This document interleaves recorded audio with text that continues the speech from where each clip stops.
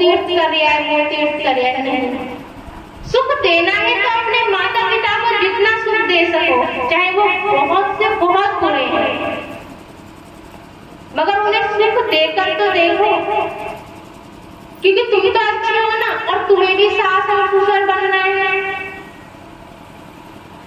इसीलिए जितना हो सके अपने सास ससुरों की, जो भी महिलाएं है, बेटा है, वो अपने माता पिता की सेवा करे, ताकि तुम्हें भी सुख का, जब तुम सुख दोगे तो सुख मिलेगा। As you sow, so you reap। जैसा तुम बोगे वैसा ही तुम काटोगे। यदि तुम्हें अच्छा जीवन चाहिए तो अपने माता पिता की सेवा करो। फिर परमात्मा से मिलना है तो भजन अभ्यास होगा। भजन अभ्यास करो, परमात्मा का ध्यान करो, ध्यान में बैठ जाओ। सास घर में भूखी है, ससुर घर में भूखा है, जब बच्चों के लिए तुम 3 बार रोटी बना सकते हो, तो क्या सास ससुर के लिए तुम 2 बार रोटी नहीं बना सकते हो? उनके लिए गर्मी है, तो ये सोचो कि उन्होंने भी तुम्हें ऐसे ही पाला है, ऐसे ही पाला है जैसे आज तुम्हें अपने लड़की और लड़का प्यारा लगता है, ऐसे ही उन्हें भी अपना लड़का और लड़की प्यारा लगते हैं। बहू कोई दूसरी नहीं, बहू भी बेटी के ही समान है। इसीलिए अपने जीवन को, जब हम सत्संग में आ रहे हैं, तो अपने जीवन में बदलाव लाओ, नहीं तो एक कान से सुनो दूसरे से निकालो, कोई फायदा नहीं है। कितनी भी अच्छी बातें तो सबको पता है, मगर अमल करकर हम उस पर नहीं करेंगे।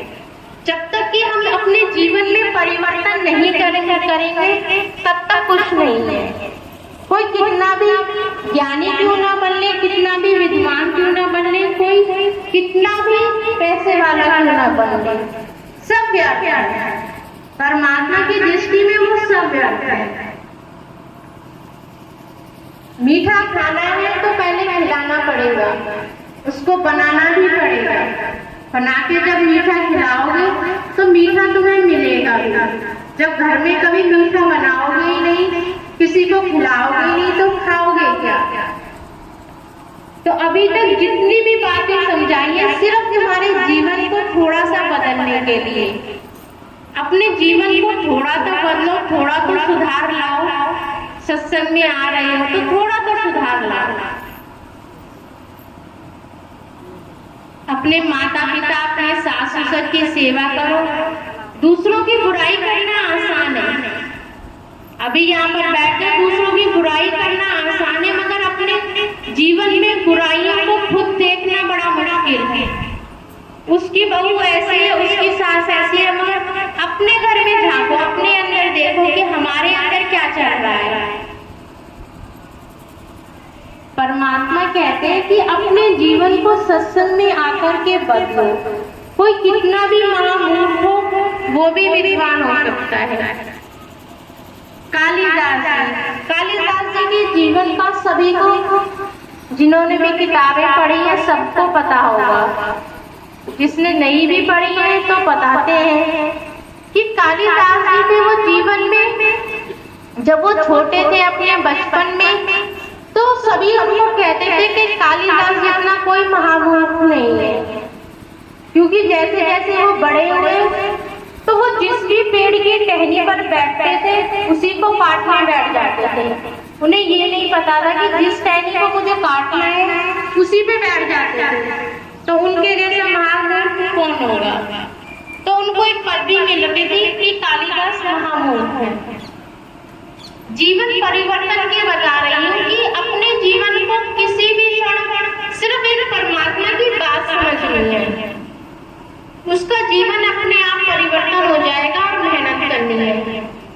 तो कालिदास जी जिस भी टहनी पर बैठते थे उसी को काटने बैठ जाते थे, तो सब कहते थे ये महामूर्ख है।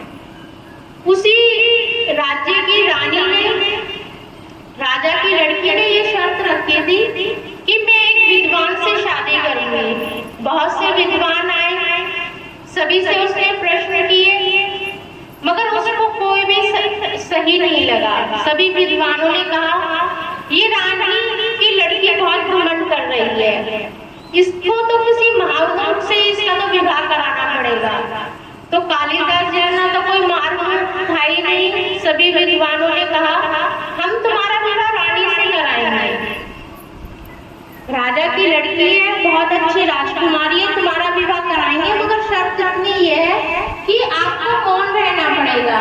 किसी की शादी किसी राजा की लड़की से हो रही हो तो मौन रहना कितनी बात है। महामूर्ख है वो भी समझ जाएगा कि कोई बात नहीं, ठीक है मैं मौन रहूंगा।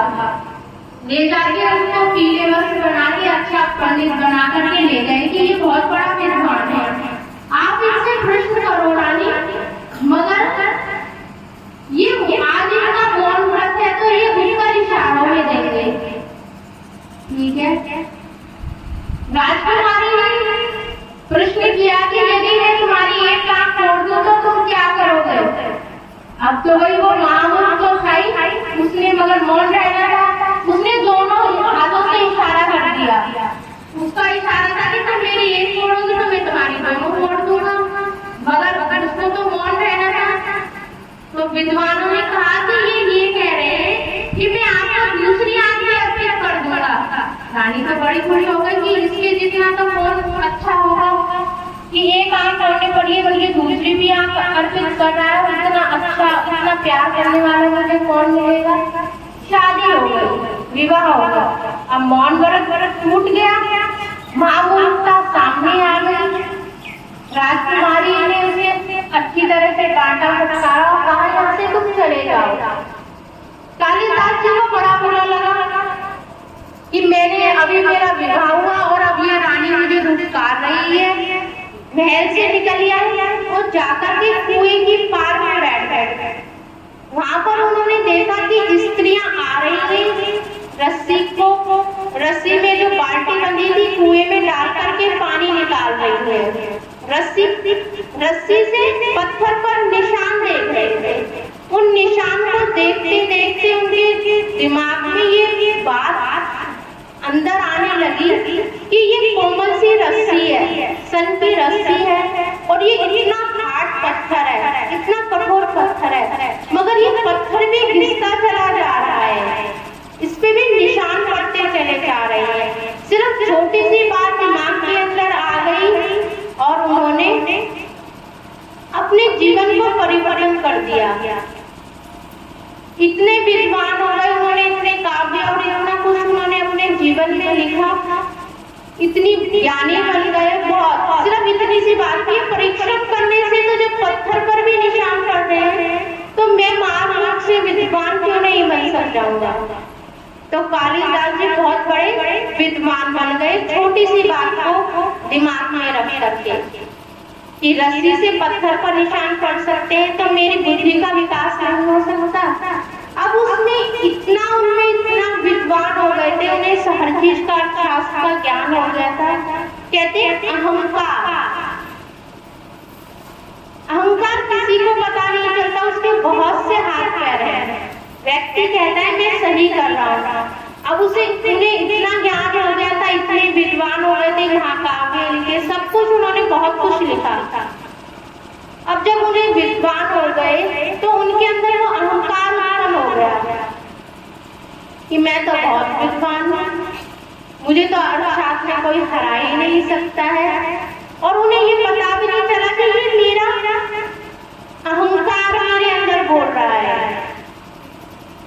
जब वो एक दूसरे अपने राज्य से दूसरे राज्य में जब वो अर्थशास्त्र के लिए जा रहे थे, अहंकार उनके अंदर पूर्ण रूप से भर चुका था और उन्हें पता भी नहीं। जैसे हम लोगों को ये तो हमसे बोल नहीं रहा है तो हमें तो आना नहीं है, क्योंकि मैं तो अपनी जगह पे सही हूँ, क्योंकि सभी सही होते हैं, गलत तो कुछ नहीं होता। गलत तो जब बाद में पता चलता है तो अपने कर्म में सही हूँ। तो अहंकार ने कहा मैं तो बहुत बड़ा विद्वान हो गया। जब रास्ते में चलते चलते दूसरे राज्य में उन्हें जाना था तो उन्हें बहुत प्यास लगी। जब बहुत प्यास लगी तो उन्होंने देखा कि जंगल में सामने एक कुटिया बनी हुई है। वो वहां पर गए और उन्होंने कहा, एक छोटी सी बच्ची थी कि बेटा मुझे पानी पिला दो। उन्होंने कहा आप आप कौन? उन्होंने कहा, अरे मैं तो इस